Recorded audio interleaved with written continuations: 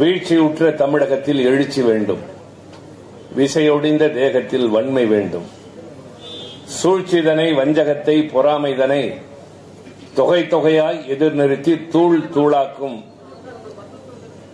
திறமையும் மகா செயல்களும் மிகவும் வேண்டும் என்ற புரட்சி கவிஞர் பாரதிதாசனுடைய வரிகளை நினைவு கூற விரும்புகின்றேன். இந்த வரிகள் அவர் எந்த காலத்தில் எழுதியது என்றால் இந்த காலத்திற்கு பொருந்துகின்றது. மிகுந்த வேதனையோடு எனக்கு முன்னால் உரையாற்றியவர்கள் இங்கே பேசினார்கள். முத்தமிழறிஞர் கலைஞர் அவர்களுடைய பிறந்த நாள் விழா கூட்டம் இது. அவர் பிறந்து 103 ஆண்டுகள் ஆகின்றன. இன்னும் 100 ஆண்டுகள் ஆனாலும் கலைஞரின் பெயர் மறக்காது, கலைஞருடைய வாழ்க்கையும் யாருக்கும் மறக்காது.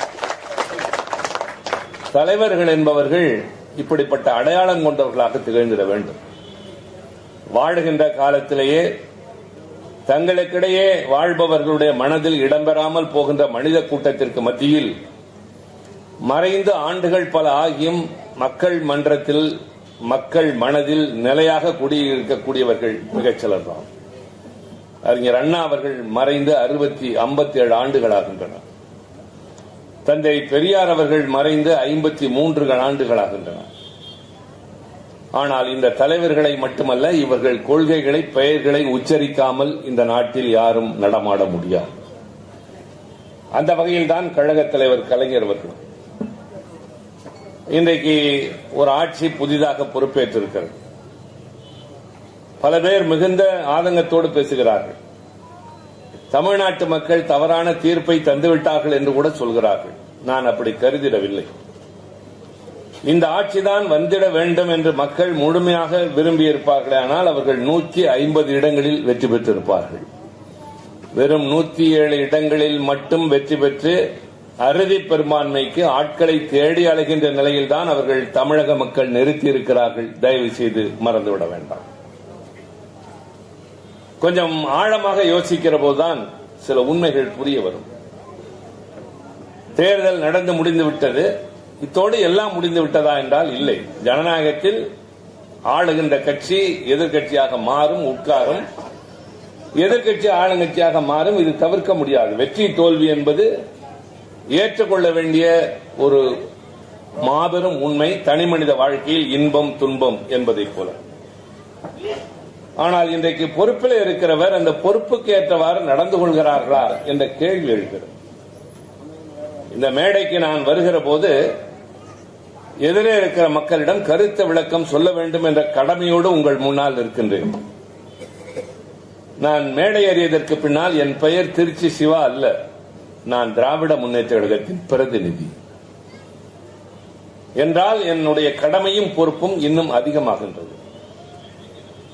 எங்களுடைய உரைகளின் மூலம் இந்த ஊரில் இருக்கிற இன்னும் சிலர் இந்த இயக்கத்தை இன்னும் புரிந்து கொள்ளாதவர்கள் இந்த கூட்டத்திற்கு பின்னால் புரிந்து கொள்வார்களே, ஆனால் ஜோசப் இதை ஏற்பாடு செய்ததனுடைய நோக்கம் வெற்றி பெற்றதாக அமையும். இன்னும் ஒரு 10 இளைஞர்கள் எங்கள் படைவரிசைகளை சேருவார்களே, ஆனால் நாங்கள் கருத்துக்களை சரியாக சொல்லியிருக்கிறோம் என்றுதான் அர்த்தம். நான் நாடாளுமன்றத்தில் உரை நிகழ்த்துவது வேறு, மாநாடுகளில் உரை நிகழ்த்துவது வேறு, பொதுக்கூட்டங்களில் உரை நிகழ்த்துவது வேறு. ஆனால் எல்லா இடங்களிலும் பொறுப்புணர்ச்சியோடு நான் பேச வேண்டும். ஒரு மேடைக்கு பேச வருகிற என் போன்றவர்கள் இவ்வளவு பொறுப்புணர்ச்சியோடு வருகிற போது ஒரு முதலமைச்சருடைய பேச்சுக்களும் சொற்களும் எப்படி இருந்திட வேண்டும் என்பதை எனக்கு முன்னால் பேசிய முன்னாள் அமைச்சர் அனிதா ராதாகிருஷ்ணன் அவர்கள் சொன்னார்கள். நான் அதை இங்கே திருப்பி சொல்ல விரும்பவில்லை. அது என் தகுதிக்கு ஏற்றது அல்ல என்பதை விட இந்த மேடைக்கு அது பெருமை சேர்க்காது. அவர் பயன்படுத்தக்கூடிய சொற்கள் திரைப்படத்திலே வருகின்ற வசனத்தை போல இருக்கின்றது. கேட்கிற போது ஒரு முதலமைச்சர் எப்படி பேச வேண்டும் அந்த இடத்திற்கு வந்ததற்கு பின்னால் அதைத்தான் நான் சொன்னேன். இடத்திற்கு இடம். தனி மனிதர்களோடு பேசுகிற போது, நண்பர்களோடு பேசுகிற போது நம்முடைய பேச்சு வேறாக இருக்கும். வீட்டில் பேசுகிற போது வேறாக இருக்கும். ஆனால் நான் நாடாளுமன்றத்திற்கு செல்கிற போது என் உரை என் கட்சிக்கு வலிமை சேர்ப்பதாக இருக்க வேண்டும்.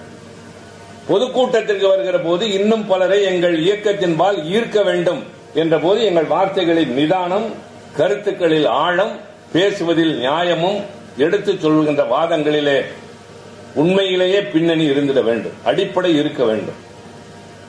ஆனால் நேற்றைக்கு அவர் பேசியதில் அவர் ஒன்றை இங்கே சொன்னார். அந்த வார்த்தைகள் என்னை கேட்டிருப்பீர்கள் பல பேர். வச்சு செய்யுங்க, இதெல்லாம் சினிமாவில் பேசுறது.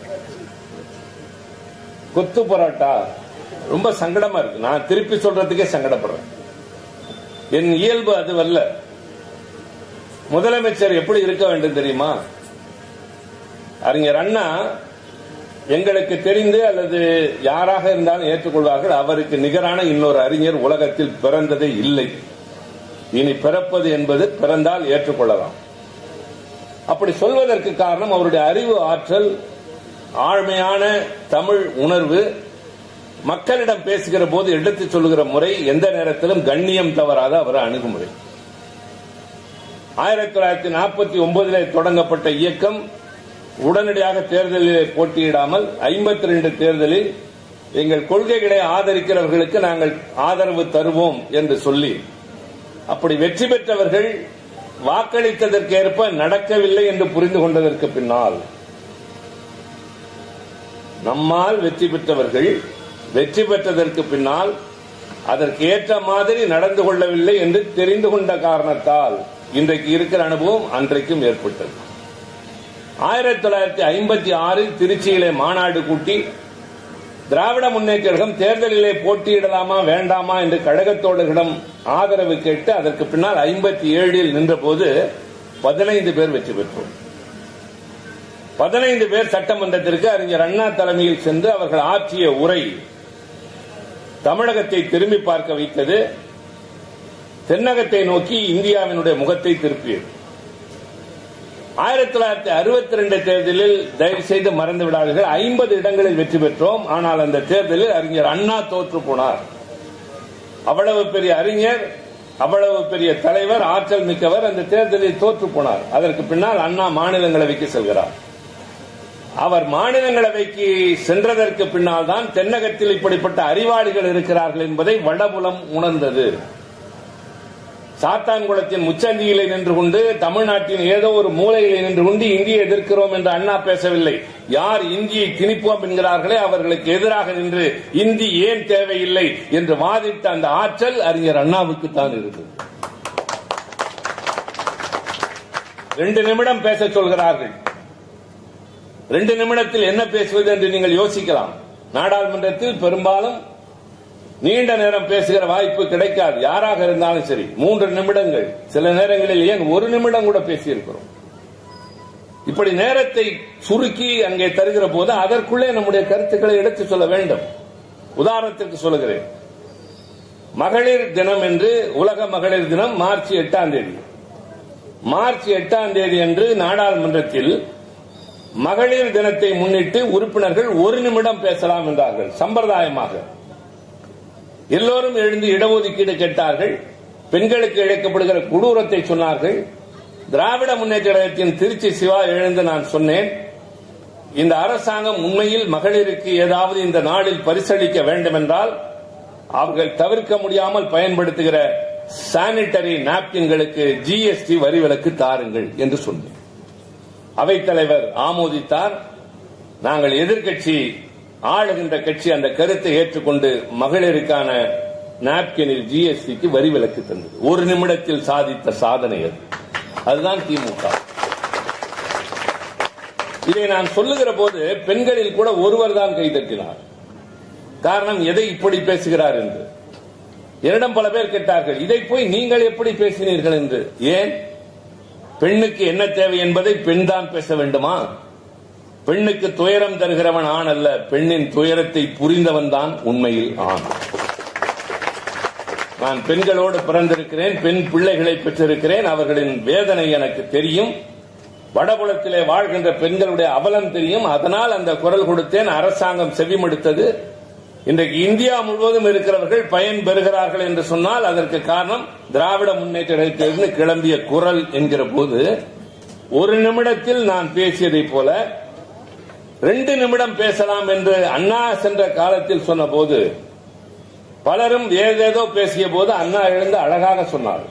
இளைஞர்களின் கவனத்திற்கு சொல்கிறேன், எப்படிப்பட்ட தலைவர்கள் இந்த நாட்டில் இருந்திருக்கிறார்கள் என்பதற்காக.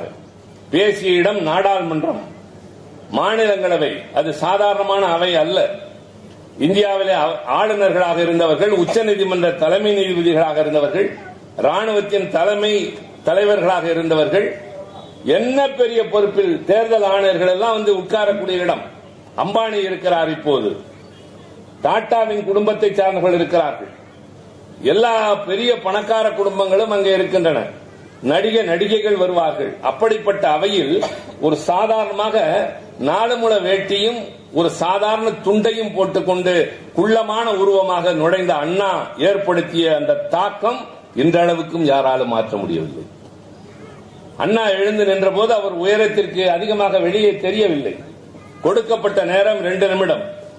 அதிக நேரம் தாருங்கள் என்று அவர் இறைஞ்சவும் இல்லை. மாறாக எழுந்து நின்று சொன்னார், I am from Madras, sorry prevented to say Tamil Nadu என்று சொன்னார். அதன் பொருள் என்னவென்றால், எந்த இடத்தில் எதை சொல்லக்கூடாதோ அதை சாதுரியமாக சொல்லுகிற முறை.